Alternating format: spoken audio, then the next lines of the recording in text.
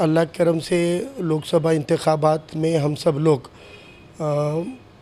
पूरी ताकत से फ़िरका परस्त ताकतों को हराने के लिए मैदान में उतरे हुए हैं। पिछले 40 सालों से हमने हमेशा सेकुलरिज़म की तरफ झुकता माप देकर किसी एक पार्टी को अंधे बनकर वोट करने के बावजूद इन 40 सालों में 2 MP वाली पार्टी 300 से ज़ायद आंकड़े तक चली गई और अब वो 400 से ज़ायद होने का दम भर रहे हैं। तो कहीं ना कहीं इन 40 साल के तजुर्बों में एक ही पैटर्न से काम करके हमको कामयाबी नहीं मिली है। इसलिए एक नया तजुर्बा करने की बहुत ज़रूरत है।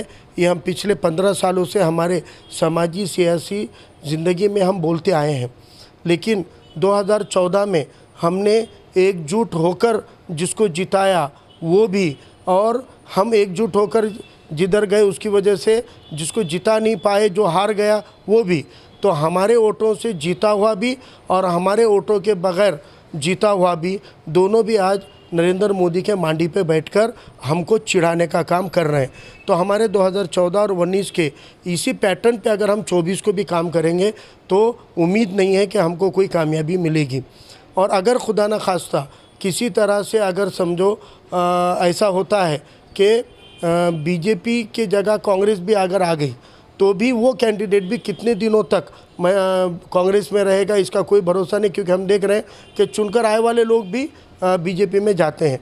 इसलिए मेरी अदबन गुजारिश है नांदेड़ के आवाम से कि हमको एक नया तजुर्बा करना पड़ेगा।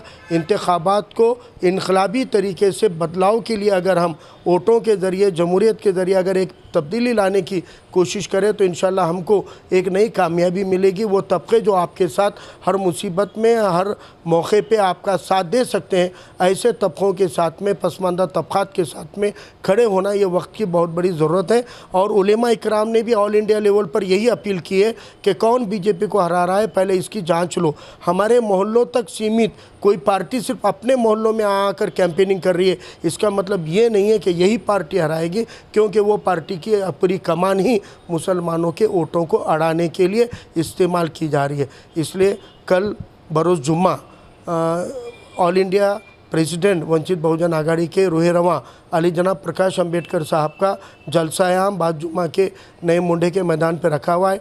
कैंपेनिंग एक दिन में 4-4 सभाएं करनी है। वो ख़ुद भी अकोला से कैंडिडेट होने से बहुत ज़्यादा वक्त वो कैंपेनिंग को नहीं दे पा रहे, इसलिए कल के जो शेड्यूल किए हैं वो शेड्यूल भी हमारे जुमा के वक्त के करीब में ही आ रहा है। इसलिए मेरी नौजवानों से, बुज़ुर्गों से अपील है, अव्वल वक्त की जुमा पढ़कर आप तमाम लोग नए मुंडे के मैदान पर बड़ी तादाद में, हमारे सभी नौजवान, बुज़ुर्ग और मैं अपनी माँ बहनों से भी गुजारिश करता हूँ कि उनको सुनने के लिए, समझने के लिए कल बड़ी तादाद में नए मुंडे के मैदान पर आप लोग शिरकत करें और वंचित बहुजन आघाड़ी का मौक़िफ़ क्या है, वंचित बहुजन आघाड़ी क्या करने जा रही है, इस बारे में इस जलसा आम में शिरकत करके इसको जानें। और एक मेरी अपील है कि आखिरी वक्त तक पूरे कैंपेनिंग को और सभी रिपोर्ट को लेने के बाद ही फ़िरका परस्तों को हराने वाला कैंडिडेट कौन होगा इसको सही समझकर वोट देना बहुत ज़रूरी है। और एक गुजारिश है कि 100% वोटिंग होनी चाहिए, इतना मैं अपील करता हूँ। शहर के Barkat complex road Baba petrol pump के करीब वाक़े Queens designer suit and emporium में शादी ब्याह, दीगर तकरीबात और यहाँ पर ब्रांडेड कंपनियों के ड्रेसेस का स्टॉक आ चुका है, जिसमें ग्राहकों के लिए इस शोरूम में नित नए डिज़ाइन के कराची सूट, ब्राइडल सूट, लांचा, frock, gown, gharara suit, shirt, salwar, दुल्हन के सूट के अलावा दीगर फंक्शन के बेहतरीन डिज़ाइन के सूट मुनासिब दामों में दस्तयाब है।